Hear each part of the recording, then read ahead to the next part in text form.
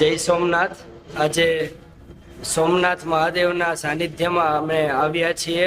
હું મારું નામ જાની દેવાંગ, અમે સુરેન્દ્રનગરના વતની છીએ અને જે મોદીજી દ્વારા જે સ્વાભિમાન પર્વ ઉજવવામાં આવે છે એના વિશે હું થોડુંક કહેવા માંગીશ કે એ કોઈ છે અભિમાન કે જેના લીધે આપણા અંદર અહંકાર આવે છે, અને બીજો છે કે સ્વાભિમાન કે આપણે શું છે।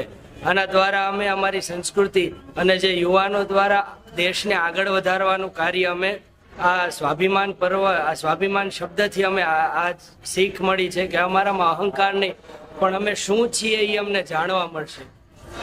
સોમનાથ દાદાની ભક્તિ માટે એક હું શ્લોક કહીશ। સૌરાષ્ટ્ર દેશે વિશદેતિ રમ્યે જ્યોતિર્મયમ ચંદ્ર કલાવતમ સમ ભક્તિ પ્રદાનાય કૃપાવતીર્ણમ તમ સોમનાથમ શરણમ પ્રપદ્યે। જે સોમનાથ દાદા અમને ભક્તિને અને જ્ઞાનનું પ્રદાન કરે છે એવા સોમનાથ દાદાની હું શરણમાં છું। જય સોમનાથ।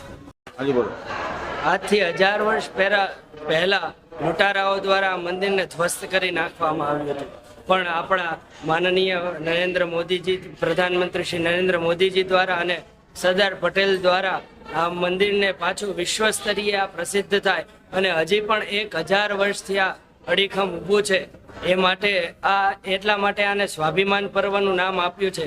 એના લીધે અમે અમારી સંસ્કૃતિ તરફ પાછા વળીએ છીએ અને એની અમને ખૂબ જ આપણી સંસ્કૃતિ પ્રત્યેની લાગણી વધે છે।